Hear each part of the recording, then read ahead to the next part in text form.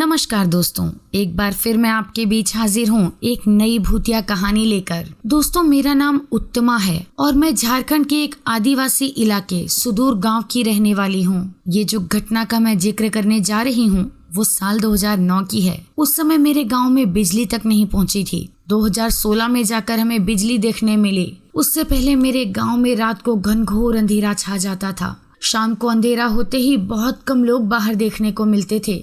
मेरा गांव थोड़ा नक्सली इलाके में भी आता है, इसलिए भी लोग शाम होते ही घर में घुस जाते थे। घटना बरसात के दिनों की है।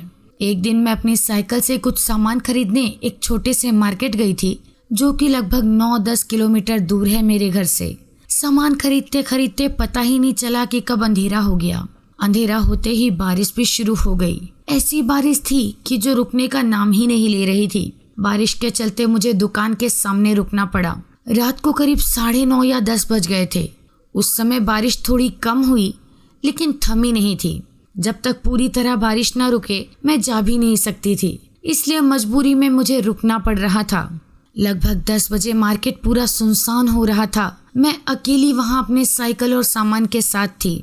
फिर रात को करीब 10:30 बजे बारिश पूरी तरह रुक गई।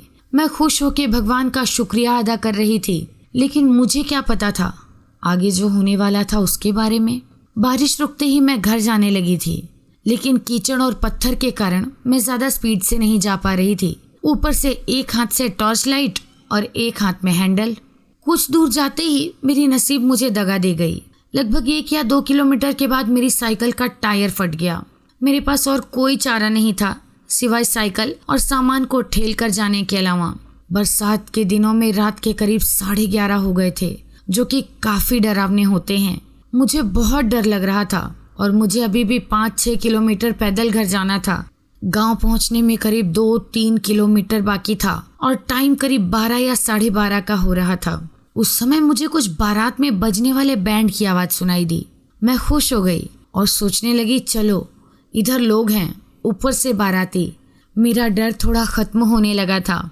जैसे जैसे मैं करीब जा रही थी मुझे आवाज जोर से सुनाई दे रही थी। मैं खुशी से जा रही थी, लेकिन ये जो खुशी थी वो डर में बदलने वाली थी। मुझे जरा सा भी अंदाजा नहीं था। जैसे ही मैं करीब पहुंची, जो मैंने देखा उसे देखकर मेरे पैरों तले जमीन खिसक गई। मैंने देखा कि जो बाराती थे उनके ना सर थे और ना पैर सीधे थे। बिना सर और उल्टे पैर। उन्हें देखकर मैं बहुत डर गई थी। मैं इतना डर गई कि मैंने साइकिल और सामान छोड़ के जोर से अपने गांव की तरफ दौड़ लगाई। 2 किलोमीटर का रास्ता मैंने 10 से 15 मिनट में तय कर लिया था। घर पहुंचते ही मैंने माँ और पिताजी को सब बताया। वे भी सुन के हैरान हो गए। उन्होंने जब साइकिल और सामान के बारे में पूछा तो मैंने बताया कि मैं तो डर के मारे सब छोड़ छाड़ के भाग आई। फिर हमने तय किया कि सुबह जल्दी जाके देखेंगे, अगर नसीब अच्छा हुआ तो सामान और साइकिल दोनों मिल जाएंगे। फिर मैं और पिताजी दोनों सुबह सुबह गए उस जगह जहां मैंने सामान और साइकिल छोड़ा था। वहां जाके देखा तो साइकिल और बिखरे हुए सामान हमें मिले। फिर पिताजी ने कहा, तुमने कहाँ वो बिना सर और उल्टे पैर वाले भूतों को देखा था? मैं वहां पर उनको ले गया तो वहां पर हमें कुछ बड़े बड़े पैरों के निशान मिले। फिर हम लोग साइकिल को लेकर घर आ गए। उस रात मेरी नसीब अच्छी थी कि मैं बच गई। उस भयानक रात को मैं कभी नहीं भूल पाऊंगी। तो दोस्तों, क्या आपका कभी इस तरह की घटना से सामना हुआ है? कमेंट सेक्शन में बताइए।